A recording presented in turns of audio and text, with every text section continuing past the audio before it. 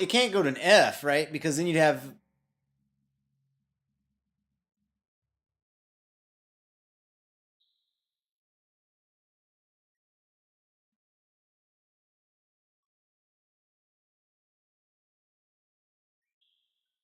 F sharp.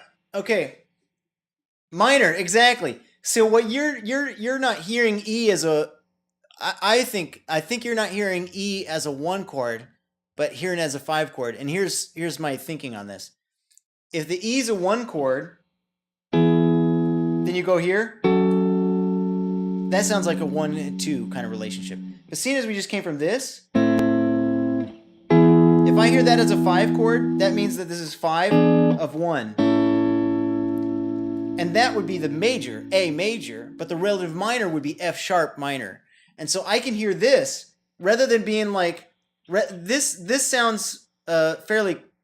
If this sounds to you like consonant to suspenseful, then you're hearing it as a 1 to 2. If it sounds like, if that sounds like the consonant 1 and the E sounds like the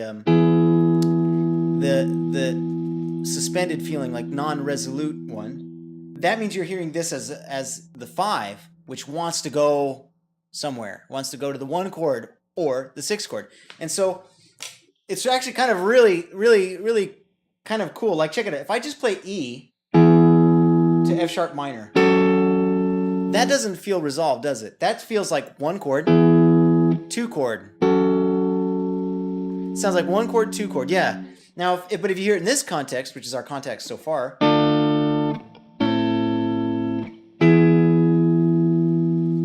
that sounds like, to me, I'll do it again.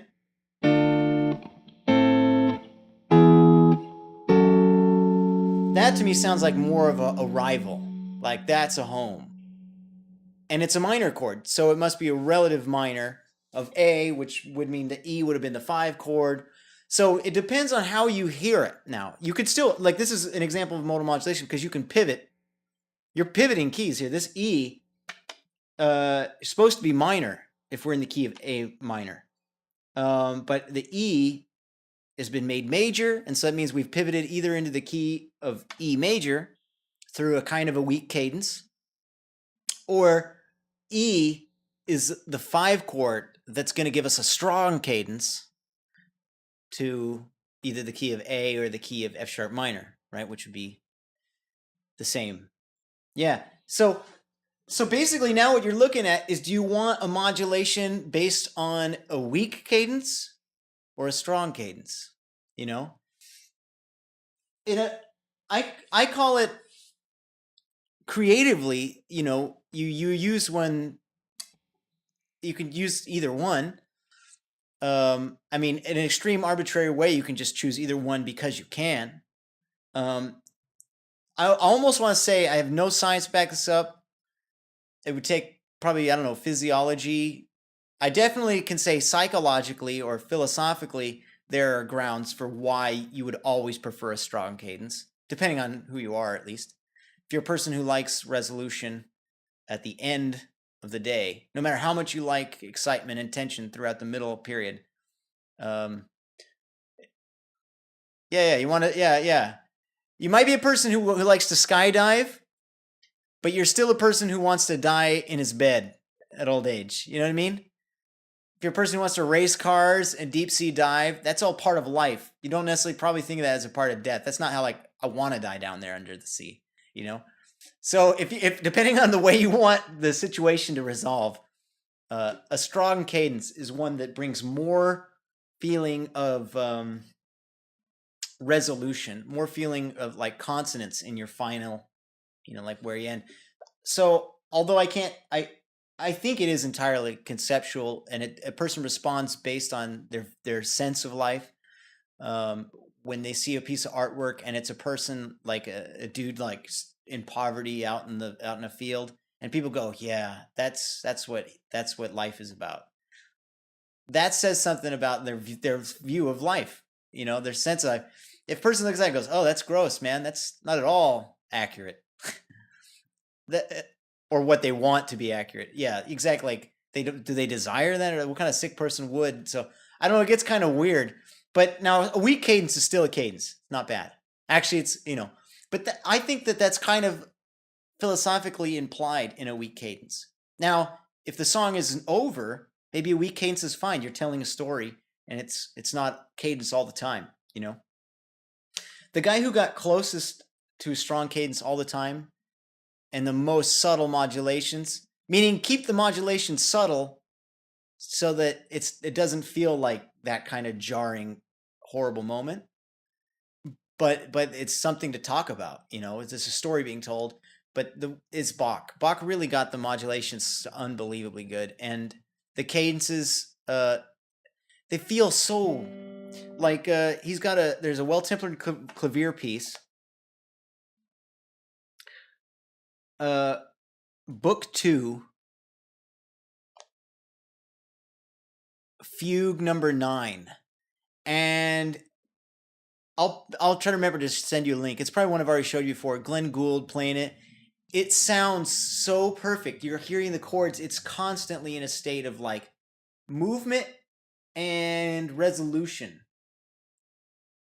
It's unbelievable, dude. It sounds like he could have done that forever. It sounds like he stopped because he thought 5 minutes was a long enough piece, or like because he had something to do in his life. He had to go to pay a cell phone bill or whatever.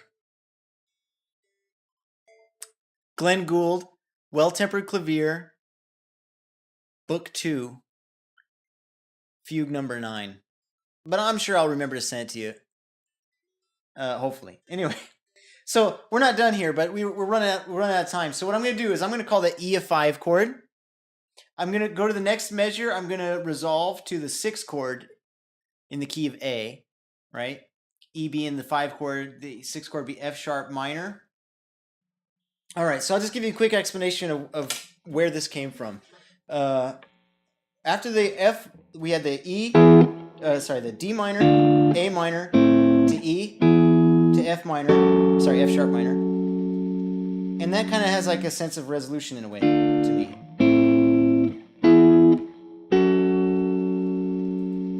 It's a sad resolution because it's the minor, but Now next we got E major, E minor, that means modulation has happened, to B. Alright? Now, my thought process on this was E. Now, if I want to change key, I can make that minor. Yeah. And also kind of a hidden second note too. Means that E was not a 5 chord. If this was a dominant seventh, if this was a dominant 7th chord implied, then the changing the I'd have to change 2 notes to make it into a minor 7-1. I don't know if I said that right. No, I would have to change 1 note. Now, basically, I looked at the E as a 4 chord, and then I made the 4 chord minor, and then went to a B, which otherwise would have been minor,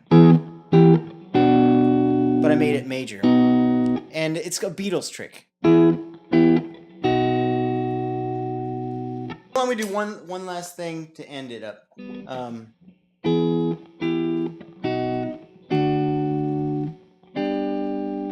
I'm going to play the next measure. I'm going to do a D chord.